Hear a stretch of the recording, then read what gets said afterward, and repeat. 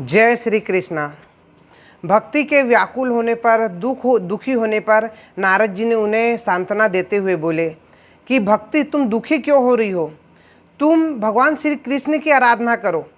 भगवान श्री कृष्ण की तुम पे असीम कृपा है। जब किसी व्यक्ति पे भक्ति आ जाती है तो भगवान उसको उद्धार कर देते हैं। तो तुम तो साक्षात भक्ति हो। जब द्वापर युग में द्रौपदी के ऊपर बहुत कष्ट आए तो उनके शरीर में भक्ति जागृत हुई और कृष्ण भगवान ने उनका उद्धार किया। जब किसी नीच व्यक्ति को के शरीर में भी भक्ति जागृत होती है तो वहाँ भी भगवान भगे चले आते हैं। तो तुम तो उसकी सबसे प्रिय हो, फिर तुम्हारे ऊपर उसकी असीम कृपा है, तुम दुखी क्यों हो रही हो, तुम अपना दुख को दूर करो। इस प्रकार नारद जी के समझाने पर भक्ति के थोड़ा सांत्वना मिली और उसका दुख दूर हुआ। लेकिन भक्ति बोली, प्रभु मेरा तो दुख दूर हो रहा है, किंतु मेरे पुत्रों का क्या? उनके बाल एकदम सफ़ेद बगुले के समान सफ़ेद हो गए हैं और वो निश्चेत होकर पड़े हुए हैं, उनका किस प्रकार उद्धार होगा? तो नारद जी ने बोला, तुम फिक्र मत करो, इनको मैं गीता का पाठ सुनाता हूँ। तो नारद जी ने ज्ञान और वैराग्य के कानों में आके बोले कि ज्ञान जागो, वैराग्य तुम भी जागो। फिर गीता का पाठ उनके कानों में बोलने शुरू कर दिए। ऋग्वेद, सामवेद, यजुर्वेद, अथर्ववेद सबके वेदों का मंत्र उन्होंने उनके कान में बोला, किंतु फिर भी वो चेत में नहीं आए, होश में नहीं आए। तो नारद जी को बड़ा ताजुब हुआ कि गीता इतनी पवित्र है, उसके पाठ सुनने के बाद भी इसको होश नहीं आया है। इतने वेद है, सामवेद, यजुर्वेद, अथर्ववेद, इनके वेदों के मंत्रों के उच्चारण के बाद भी इसमें जान नहीं आ रही है, क्या किया जाए? तो उसी समय आकाशवाणी हुई कि नारद जी तुम दुखी मत हो, तुम ऐसा कोई पुण्य काम करो जिससे इनके नवजीवन मिल जाए, ये जवान हो जाए और इसके सब दुख दूर हो जाएंगे। तो नारद जी बोले, ऐसा क्या काम है, ऐसा क्या पुण्य करूं जो ये गीता के पाठ से भी नहीं उठ रहा है, वेदों के पाठ से भी नहीं उठ रहा है? ऐसा कौन सा पुण्य है जो जिसके करने से ये नए जीवन मिल जाएगा इनको? तो नारद जी भक्ति को बोले, मैं पूछ के आता हूँ साधु सन्यासी लोगों से, वो ही उपाय बताएंगे, ऐसा कौन सा पुण्य काम करूं। तो वहाँ से फिर नारद जी चले जाते हैं। नारद जी सबसे पूछते हैं, साधु सन्यासी सबसे पूछते हुए जाते कि ऐसा कौन सा काम है, ऐसा कौन सा पुण्य है जिससे ज्ञान और वैराग्य को नया जीवन मिल जाए। तो कोई आदमी बोले, जब नारद जी कोई नहीं मालूम है इन विषय में तो हम तो इंसान हैं, हम क्या बताएंगे? जो देव के ऋषि हैं नारद जी, जब वो ही नहीं बता पा रहे हैं, वो ही पूछ रहे हैं, तो हम क्या बताएंगे? कोई बोले ज्ञान वैराग्य अब तो डोकरे हो गए हैं। कोई व्यक्ति डोकरा होने के बाद कभी जवान हुआ है? नहीं हुआ। तो नारद जी फालतू में क्या कर रहे हैं? पूछते पूछते ऋषियों से पूछे, देवों से पूछे, सबसे पूछ लिए, कोई उत्तर नहीं दिया।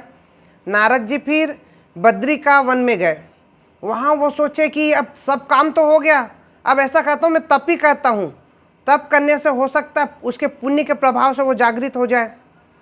जैसे ही वो तप बद्री का वन में जाके तप करने लगे, वैसे ही सप्त ऋषि उनको दिख गए, छोटे छोटे बालक रूप में। अब सप्त ऋषि को हाथ जोड़ के मुनिवर ने कहा, प्रणाम मुनिवर, आप ऐसा कोई उपाय बताइए कि ज्ञान वैराग्य को नया जीवन मिल जाए। तो सप्त ऋषियों ने कहा, तुम दुखी क्यों होते हो, मैं तुम्हें उपाय बताता हूँ। फिर नारद जी ने बोला, आप तो महान हैं, आप हमेशा बैकुंठ धाम में रहते हो।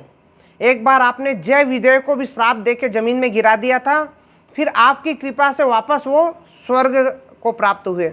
आप बालक हैं, हमेशा आपको कभी बुढ़ापा नहीं आता है, क्या कारण है? फिर सप्त ऋषियों ने कहा कि आप भागवत का पाठ करिए, तो जब उसकी ध्वनि उच्चारण उनके कानों में पहुँचेंगे तो उनको नया जीवन मिलेगा। फिर नारद जी बोले, ऐसा कुछ नहीं है, क्योंकि मैंने उन्हें गीता का पाठ सुना दिया है, वेदों का उच्चारण बता दिया है, फिर भी उनको टस से मस नहीं हो रहे वो, फिर भागवत से क्या होगा उनको। फिर सप्त ऋषियों ने कहा, सनकादिक ने, कि प्रभु ये भागवत रूपी ज्ञान, इसमें वेदों का ज्ञान है, गीता का ज्ञान है, हर चीज का ज्ञान इसमें समाहित है। पृथ्वी में जितने भी ज्ञान है सब ज्ञान का समावेश इस भागवत महापुराण में हो रखा है। इसका एक एक अगर एक उच्चारण भी यदि कोई व्यक्ति सुन लेता है तो उसका उद्धार हो जाता है, कई यज्ञों का फल मिल जाता है। तो आप इसका पूरा यदि अगर उसको सुना दिए तो उसका तो साक्षात उद्धार हो जाएगा। तो नारद जी को बड़ा आश्चर्य हुआ। फिर नारद जी बोले, ठीक है मैं ऐसा करता हूँ। नारद जी उनसे बोले, ठीक है मुनिवर, मैं भागवत रूपी ज्ञान का उनको सुनाता हूँ, लेकिन आप ये बताइए मैं किस स्थान पर सुनाऊँ उनको। तो सनकादिक बोले, हरिद्वार एक पवित्र भूमि है, उस भूमि में एक आनंद नाम का घाट है। वो घाट में साक्षात भगवान निवास करते हैं, ऋषिवर निवास करते हैं। वहाँ शेर और हिरण आपस में दोस्त की भांति रहते हैं। वहाँ किसी प्रकार का मनमुटाव नहीं होता। वहाँ यदि दुश्मन भी चले जाते हैं तो दोस्त बन जाते हैं। बहुत ही रमणीय स्थान है, वहाँ साक्षात भगवान निवास करते हैं। आप उसी स्थान पर ये भागवत कथा कहिए। बोले ठीक है आप भी चलिए, लेकिन एक विचार मन में आ रहा है, यदि अपन वहाँ जाएंगे तो ज्ञान और वैराग्य वो तो मूर्छित अवस्था में है, उसे कौन लाएगा वहाँ। फिर ऋषिवर बोले, तुम फिक्र मत करो, जहाँ पर भागवत रूपी ज्ञान होता है वहाँ भक्ति, ज्ञान, वैराग्य के साथ साथ मुक्ति भी आ जाती है अपने आप, उनको लाने की जरूरत नहीं रहती। बोले ठीक है गुरुवर चलते हैं। अब ये चर्चा चारों तरफ फैल गई, देवलोक में, पृथ्वी लोक में, हर असुर लोक में, हर तरफ ये चर्चा होने लग गई कि ऋषिवर और नारद जी भागवत की कथा का ज्ञान सुना रहे हैं।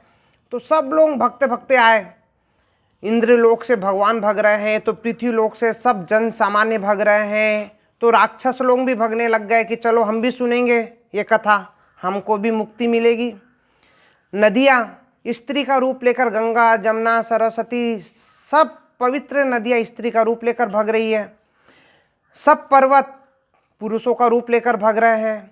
सब अपने अपने स्थान ग्रहण कर लिए वहाँ जाके। एक तरफ तो सब स्त्रियाँ बैठ गई, देवी देवता, और एक तरफ सब देवता बैठ गए हैं, पुरुष बैठ गए, एक तरफ स्त्रियाँ बैठ गई हैं। और वहाँ नारद जी और सनकादिक मुनि आए और उन्होंने सबसे पहले नारद जी को बोला, पहले इसका महत्व तो समझ लीजिए। वैसे तो भागवत का महत्व समझना बहुत जरूरी है। बोले भागवत को आप कितने भी दिन पढ़ सकते, इसका कोई नियम नहीं है, लेकिन इस पढ़ने के लिए, इसके लिए ब्रह्मचर्य का पालन करना पड़ता है, एक समय भोजन करना पड़ता है। अब ये कलयुग है, कलयुग में इतना तो कोई पालन नहीं कर सकता। इस कारण इससे सुखदेव जी ने 7 दिनों में करने का बताया है, ताकि 7 दिन एक छोटा दिन है, इसमें आदमी आराम से सुन सकता है। यदि आदमी को साल भर तक सुनाएंगे तो बोर हो जाएंगे, तो इस कारण उन्होंने बोला 7 दिन का समय ठीक है। ये 7 दिन में आदमी एक समय भोजन भी कर सकता है, सुनने वाला, बोलने वाला। इस कारण चलो 7 दिन किया जाए। भागवत रूपी जहाँ भागवत होती है, बोले जो बोलता है वो सुनता है, वो परम गति को प्राप्त होते हैं, उन्हें मुक्ति मिल जाती है। और जिस घर में भागवत की कथा होती है वो पवित्र हो जाता है, तीर्थ स्थल हो जाता है, वहाँ साक्षात भगवान निवास करते हैं और वहाँ के रहने वालों के सभी पाप नष्ट हो जाते हैं। वो यही समझा रहे थे कि उसी समय भक्ति और उसके जब कृष्ण भगवान स्वर्ग में जा प्रस्थान कर रहे थे तो उद्धव बहुत ही व्याकुल हो गए कि प्रभु आपके बिना मैं कैसे रहूँगा और जन सामान्य का उद्धार कैसे होगा। जब कृष्ण भगवान ने कहा कि तुम फिक्र मत करो, मैं भागवत रूप में हमेशा जीवित रहूँगा और हमेशा लोगों के समक्ष रहूँगा, जो भी इस भागवत को पढ़ेगा उसको मैं साक्षात दिखूँगा और उनमें निवास करूँगा। इस प्रकार कृष्ण भगवान उद्धव को बोल के गए थे। ये सब बातें भक्ति के, ज्ञान और वैराग्य के कानों में पड़ी तो ज्ञान और वैराग्य पुनः जवान हो गए और बीमारी से मुक्त हो गए। जब भक्ति ने कहा कि सनकादिक मुनि, आपके नारद जी के सनकादिक मुनि के प्रयासों से मैं और मेरे पुत्र वापस नवजीवन प्रदान किए हैं, अब मैं क्या करूं? तो सनकादिक मुनि बोले, हमेशा तुम भागवत में विराजमान रहोगी और जो भी तुम्हें श्रद्धा से भागवत का जो पढ़ेगा और जो सुनेगा उसमें तुम हमेशा वास करोगी। ज्ञान वैराग्य तुम्हारे साथ में रहेंगे और तुम्हारे पीछे पीछे मुक्ति आएगी। जो प्रेम पूर्वक भागवत सुनेगा और कहेगा उनको मुक्ति मिलेगी, भक्ति मिलेगी, ज्ञान वैराग्य सब प्राप्त होंगे। बोलो कृष्ण भगवान की जय।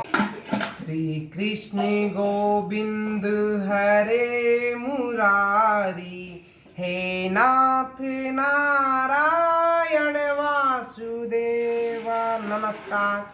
मेरे चैनल को लाइक करो, सब्सक्राइब करो, फॉलो करो, शेयर करो। धन्यवाद।